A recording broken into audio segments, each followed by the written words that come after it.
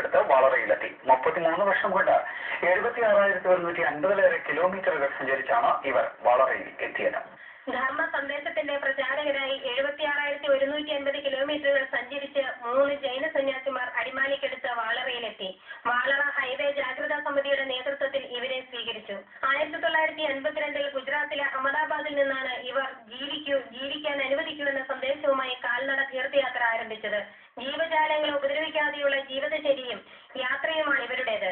ഒരു നേരം മാത്രം ഭക്ഷണം കഴിക്കുന്ന സന്യാസിമാർ വൈകിട്ട് 6 മണിക്ക് ശേഷം ജലപാനം പോലും നടത്താറില്ല. രാവിലെ 10 മണിക്ക് മുൻപായി 10 കിലോമീറ്റർ ദൂരവും വൈകിട്ട് 4 മണിക്ക് ശേഷം 10 കിലോമീറ്റർ ദൂരവും ഇവർ സഞ്ചരിക്കുന്നു. വെള്ള വസ്ത്രമാണ് ഇവർ ധരിക്കുന്നത്. പുല്ലിനെയും ചെറുജീവികളെയും നോവിക്കാതെ മുന്നോട്ട് പോകണമെന്ന സാമാന്യ ലോക ചിന്ത ധർമ്മബോധത്തിലൂടെ പരിചയപ്പെടുത്തുവാൻ വേണ്ടിയാണ് തങ്ങൾ കാൽനട തീർത്ഥയാത്ര നടത്തുന്നതെന്ന് മഹേന്ദ്ര സാഗർ പറയുന്നു.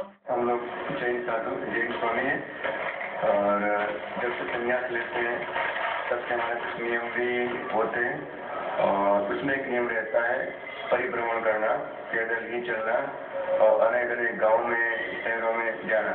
अब की बार हमारे यहाँ पर ये केरल में आना हुआ और बहुत अच्छा लगा यहाँ पर देखने के बाद, क्योंकि यहाँ जैन साधु बहुत कम आते हैं। हाँ, हम लोग चले थे हुबली से गोवा गए, गोवा से मंगलूर, कलिकट, एर्नाकुलम होकर के वापस हम कोयम्बटूर तरफ जा रहे हैं. कोयम्बटूर से भी बैंगलोर जाएंगे.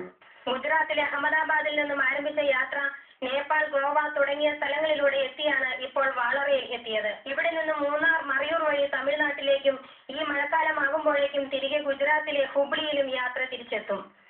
Media net news, Adimali. Kattappana KSRTC